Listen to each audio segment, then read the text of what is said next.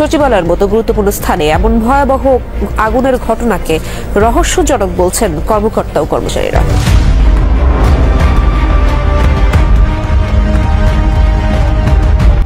সরকার কয়েকটি গুরুত্বপূর্ণ নথি চেয়ে পাঠিয়েছে সরকারের পক্ষ থেকে।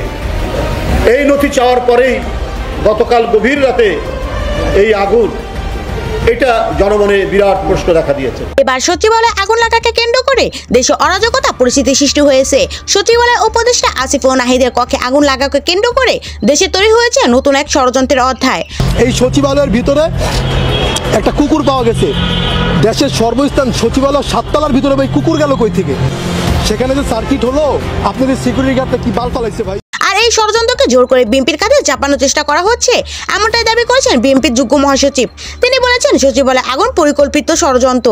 যখন কোন সচিব কোন মন্ত্রীর বিরুদ্ধে জনগণের মধ্যে থেকে প্রতিবাদ আসে, তখনই আপনার সচিবালয়ের ফাইল গায়েব হয়ে যায়। আওয়ামী লীগের মতো বিএনপিকে বাদ দেওয়ার জন্য ষড়যন্ত্র করা হচ্ছে। বিএনপিকে জনগণের কাছে হেনস্থা করার জন্য পরিকল্পনা করা হচ্ছে, যাতে বাংলাদেশের জনগণ বিএনপির উপর আস্থা না রাখতে পারে। কিন্তু এই পরিকল্পনা সফল হতে দিবে না বিএনপি। এছাড়া গণ অধিকার পরিষদের সভাপতি ভিপি নূর জানিয়েছেন, সচিবালয়ে আগুন লাগেনি, আগুন লাগানো হয়েছে। এটা সম্পূর্ণ ষড়যন্ত্র। আর এই আগুন কারা দিয়েছে তা জনগণের সামনে আসবে, আর জনগণই তার বিচার করবে। এদিকে সাধারণ জনগণরা বলছেন যে সাজিদ হাসনাত ফুটবল খেলোয়াড় নাকি ক্রিকেট খেলোয়াড় সেটা জনগণ বুঝে গেছে। এই উপদেষ্টা নতুন ষড়যন্ত্র করছে দেশের বিরুদ্ধে, এমনটাই বলছেন জনগণ।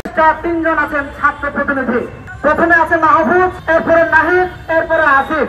এদেরকে আপনারা খেলোয়াড় বলবেন নাকি রেফারি বলবেন? সিদ্ধান্তহীনতায় আমরা ভুগছি, এনারাই ভুগছেন। এক সময় রেফারি হয়ে খেলা পরিচালনা করছেন, আবার কিছু সময় গিয়ে এরা ফুটবলার হয়ে ফুটবল খেলছেন। তো ভিউয়ার্স, এই বিষয়ে আপনার কি মতামত? সচিবালয়ে আগুন কি পরিকল্পিত? আপনি কি মনে করছেন? অবশ্যই জানিয়ে দেবেন কমেন্ট বক্সে।